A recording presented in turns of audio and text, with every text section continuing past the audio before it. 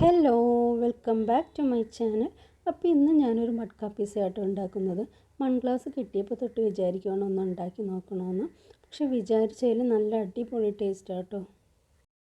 ഇതിപ്പോൾ മൺഗ്ലാസ് ഇല്ലെങ്കിൽ നമുക്ക് സ്റ്റീൽ ബൗളിലോ കപ്പിലോ ഒക്കെ ഉണ്ടാക്കി നോക്കാവുന്നതാണ്. അപ്പോൾ ഇതിന് ഞാനൊരു തക്കാളി അതിൻ്റെ ഉള്ളിലെ പൾപ്പ് കളഞ്ഞെടുത്തിട്ടുണ്ട്.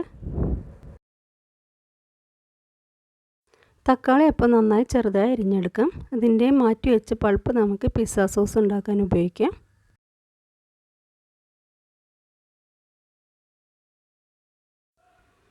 ഇനി നമുക്കൊരു ക്യാപ്സിക്കം ആണ് വേണ്ടത്. ക്യാപ്സിക്കവും ചെറുതായി അരിഞ്ഞെടുക്കാം. ഇനി ഒരു മീഡിയം സവാള വേണം, അതും ചെറുതായി അരിഞ്ഞെടുക്കാം.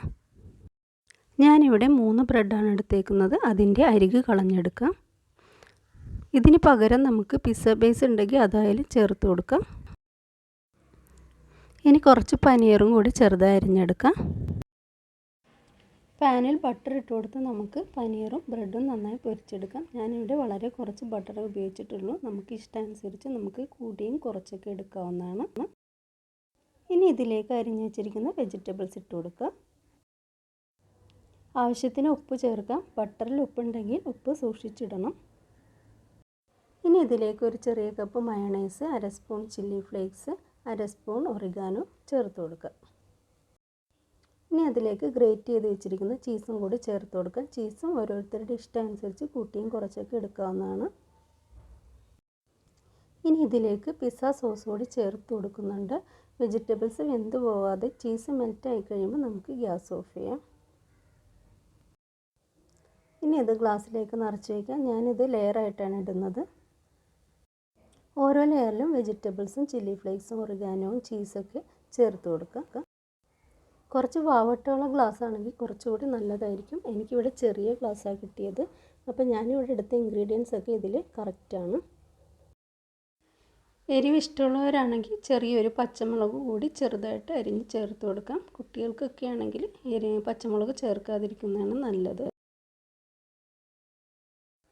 വെജിറ്റബിൾസ് നിങ്ങൾക്ക് ഇഷ്ടമുള്ള അനുസരിച്ച് ഇതിലേക്ക് ചേർത്ത് കൊടുക്കാവുന്നതാണ്.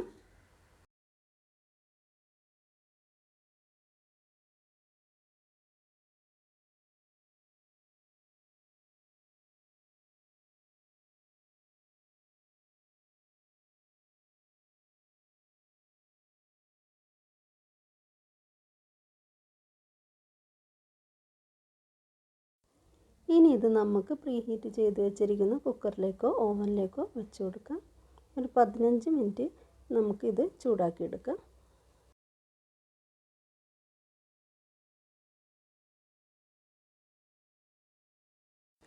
അപ്പോൾ മട്ക പിസ്സ ഇവിടെ റെഡി ആയിട്ടുണ്ട്.